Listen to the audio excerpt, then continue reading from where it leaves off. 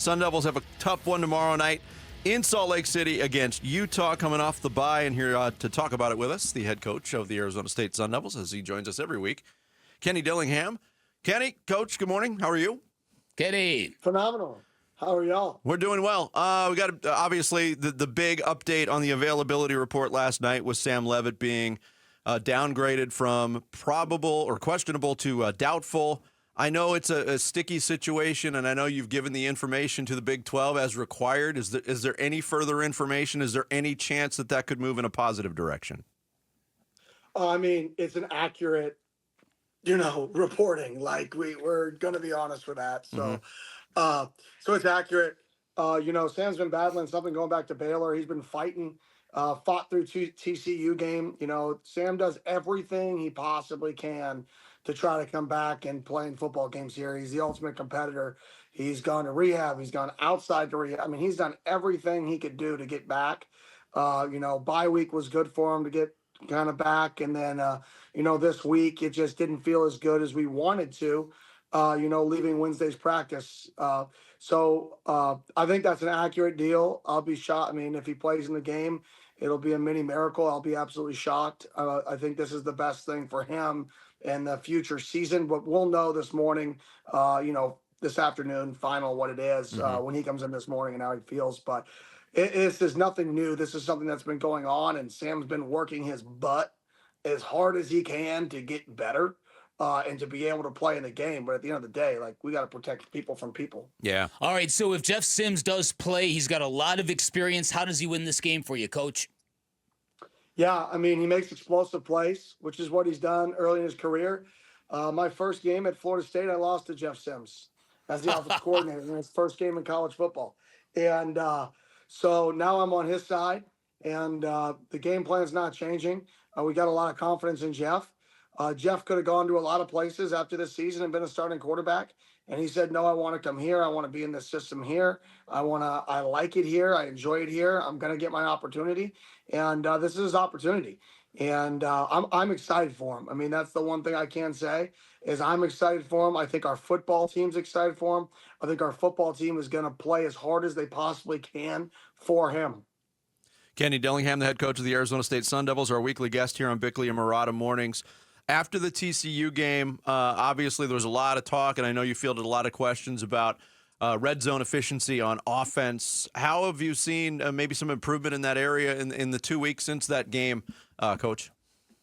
Yeah, so I asked ChatGPT how to fix it, and, but no, I mean, in all seriousness, we just watched the clips. We went back to the drawing board, and we said, okay, what is our team this year? What can we do as a staff to help our guys be more productive here?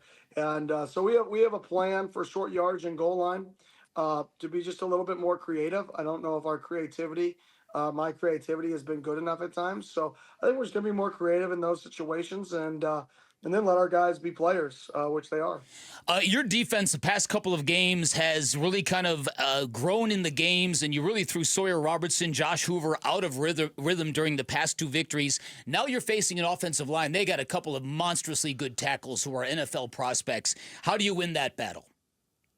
Yeah, well, you got to get them into bad down and distances. I think this is a team that doesn't defend they don't play offense 3rd and 7+ very much, right? And when you don't play in bad situations, you don't take sacks, you don't take negatives, you don't turn the ball over as much.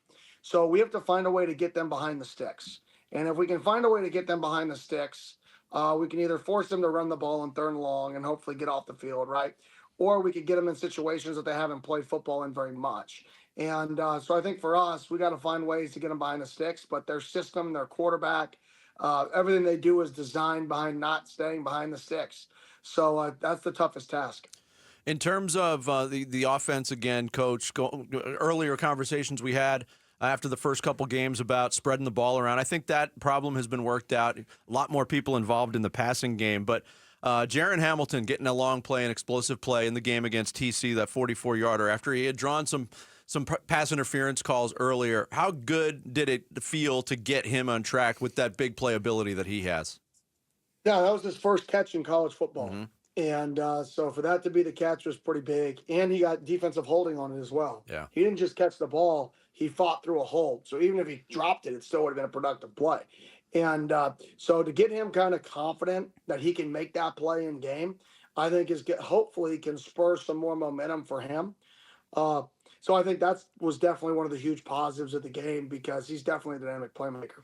All right, you were a sophomore quarterback at Chaparral when Kyle Whittingham took over at Utah, and I know that you have a great deal of respect for the way his teams play, their physicality, their tenacity. What do you think about that? Have you tried to model some of what you do with what you've seen Kyle do? Yeah, 100%. I definitely believe in his philosophy of we're going to run the football. We're going to stop the run. We're going to play physical. We're going to win the margins. We don't need to play a million miles an hour. We can play with some tempo. We don't have to be the team that plays with tempo. Did my deal just turn sideways on you? It did. That's a good look, Kenny. Oh, don't worry. There I you got go. you fixed. What is going on right now? All right. It turned sideways on me. But all right, we're back. But no, it's definitely he's developed a system to win football games that will win in high school, that will win in Pop Warner, that will win in college, that would win in the NFL. He is dedicated to stopping the run, to running the football, to playing a football game as a team, not an individual side of the ball. And I think anytime that your program is about the end result, which is winning and not scoring, not stopping them, it's an unselfish program. And when you're like that, you win more than you lose. And I think that was the goal for us, is to create a culture of toughness and physicality that is just about the team. And that's something that he's done and he's established there. And hopefully in 7-8 years, we can show that we've established something similar. I know there's been a lot of talk about the potential weather situation. There's been a lot of talk about how Salt Lake City Rice Eccles is a tough place to play, and even pointing out night games make it even tougher. What is behind that, in your opinion, as somebody who's coached in that stadium? And I know 2 years ago it was a day game, but what makes it tougher at night? Well, any night game across the country, the environment is tougher. Let's be honest.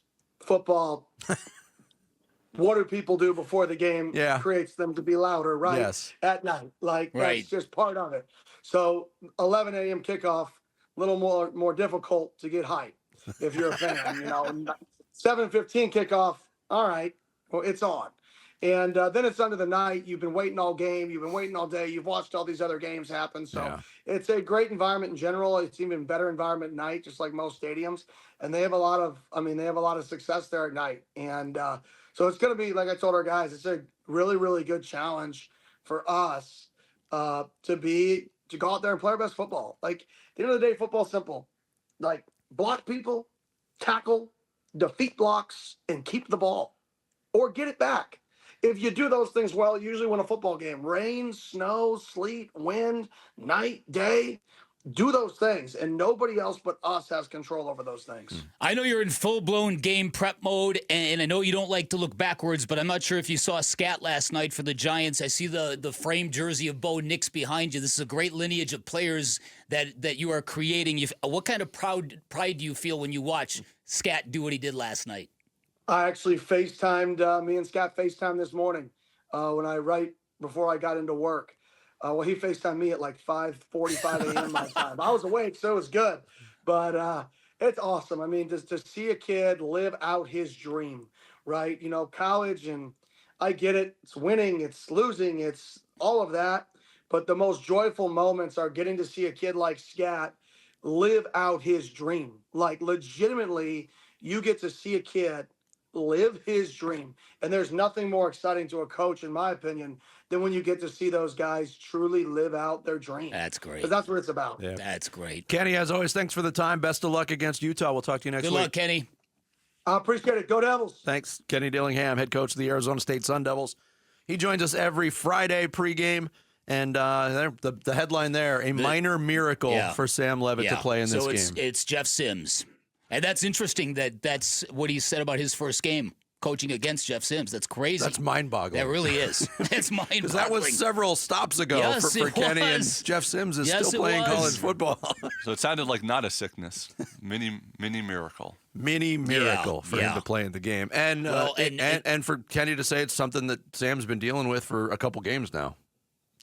Yeah, it's interesting. If it's a mini miracle to play tomorrow, I hope it doesn't bleed into more and more time lost. Yeah. That would be a bad break. Let's hope. Thanks for watching Bickley and Marotta. Click to see the latest Bickley Blast and hit the button in the middle to subscribe to Arizona Sports.